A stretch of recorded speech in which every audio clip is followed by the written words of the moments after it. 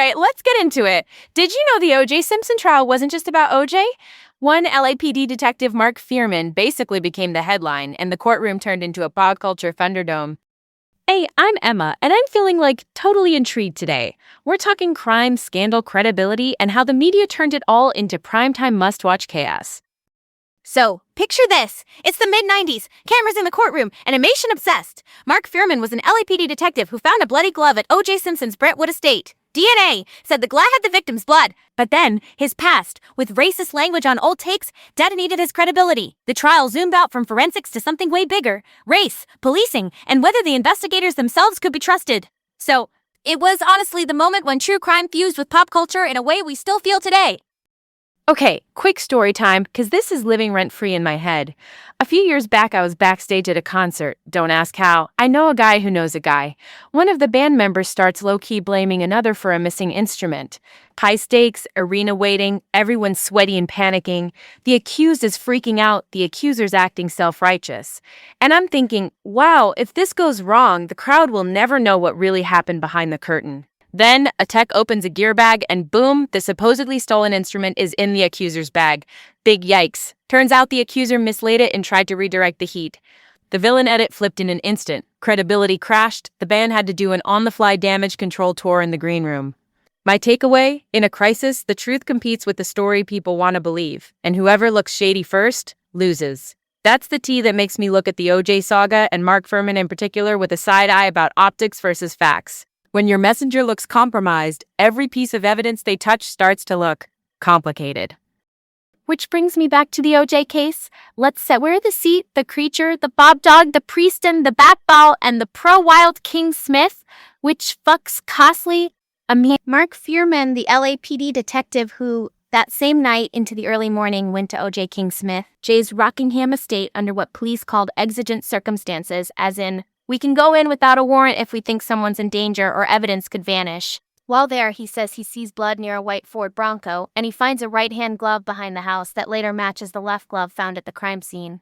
The DNA, it links the glove to the victims. On paper, that's devastating. In court, though, nothing exists on paper for long.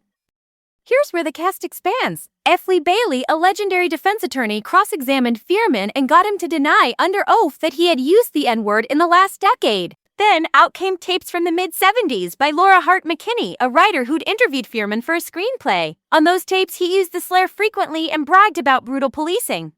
Judge Lance Ito, the trial judge, let the jury hear only tiny, non-violent clips proving the slur use and barred the more violent claims. But even that small slice shredded Fuhrman's credibility. Johnny Cochran, another defense legend, then went full theater and told jurors that Fuhrman was a lying, perjuring racist, framing O.J. because of race. That narrative, whether you agree or not, offered the jury a reason to doubt. Let's add a few more names and receipts. Marcia Clark, the lead prosecutor, needed the finder of the glove to put it into evidence and establish chain of custody. That's the legal paper trail for how evidence moves from the scene to the lab. But calling him made the state bet the farm on his credibility. Jeffrey Toobin, a journalist at The New Yorker, wrote in 1994 that the defense would play the race card. And he surfaced Fuhrman's past. That pre-trial media hit made the jury pool extra spicy before anyone sat in the box. And Vincent Bugliosi, a famous prosecutor from the Manson case, later argued the idea of police planting evidence in a potential death penalty case is wildly risky and would require a wild conspiracy. Translation: if that plot existed, it would be epic fail territory for everyone involved if exposed. Now, let's talk the glove moment, because that's pop culture canon. In court, O.J. tries the gloves on and they look too small. Prosecutors said leather can shrink with moisture and heat, plus he had latex gloves on. But visuals slay. Jurors are human, and a glove that doesn't seem to fit is a meme before memes. It overshadowed the lab reports for a lot of people watching at home. That's how courtroom theater can eat science for breakfast.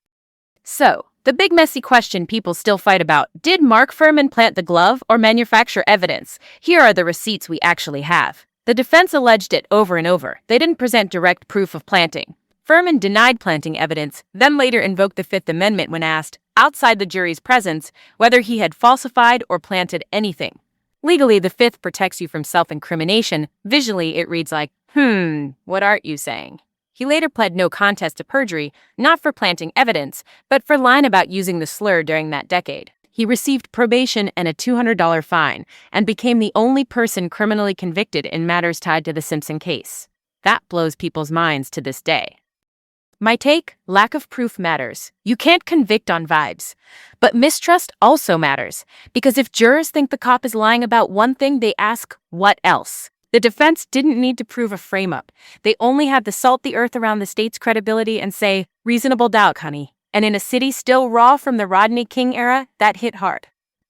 On more twists that people forget, in 1994, Fuhrman actually worked to clear another suspect, Eric Harris, a black man he believed was wrongly implicated in a different case. Supporters cite that to say he wasn't the cartoon the defense painted. Others say you can do a good deed and still carry bias. Both can be true. Complexity is a thing, even if cable news hates nuance. And post-trial, the plot keeps going. In 1996, after the tape's mess, Fuhrman did a TV sit-down with Diane Sawyer, the ABC News icon, to apologize for the language and insist he didn't plant evidence. He later wrote bestsellers, Murder in Brentwood, a defense of his work and critique of the prosecution's choices.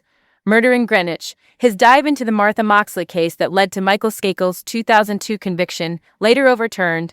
Death and Justice, his critique of Oklahoma's death penalty system. And The Murder Business, where he argues the media turns crime into entertainment. The irony is loud, I know. He also moved to Idaho, became a Fox News forensic analyst, and hosted radio shows. That's a full rebrand, like a true crime glow-up, whether you were buying it or not. Here's a pop culture checkpoint. Ezra Edelman, a documentary filmmaker, put Fuhrman in O.J., Made in America in 2016, where Fuhrman retold a mid-70s domestic call involving O.J. and Nicole, saying he offered her the choice to press charges. That doc reframed the case for a new generation and reminded everyone that celebrity, violence, and race were braided together from the start. The film didn't just recap, it asked who gets believed and why. And I have to flag one more surprising footnote. After all the spectacle, Fuhrman's the one who ended up with a record from the Simpson proceedings, not O.J., not other cops. He received probation and a $200 fine. That is wild. It tells you how a courtroom's narrative power can boomerang on a single witness, and how the justice system sometimes answers the question that's easiest to charge, not the one that keeps you up at night. So where do I land? I think the planting theory, absent proof, is a no-go for me. The conspiracy cost would have been catastrophic, and seasoned prosecutors like Vincent Bugliosi argued it defied common sense. But I also think the prosecution rolled the dice by calling a witness with known impeachment landmines. If the messenger looks compromised, your message is mid, even if the science is strong. Courtroom PR is a real thing, and in that trial, perception didn't just matter. It won. Okay, pause, because this case still echoes through everything from cop shows to think pieces. The phrase reasonable doubt became brunch table slang. The glove became a visual you can't unsee. And the idea that a single witness's credibility can tilt a nation, that's the lesson that keeps trending. We love heroes and villains, but in real life, most of us are messy supporting characters in someone else's story. Next time, I'm so excited to spill the tea on another notorious trial that had the whole world doomscrolling before doomscrolling was a thing. You are not ready for this one. So that's the tea, folks. We covered a lot. Sit with that for a sec and tell me your take. Later.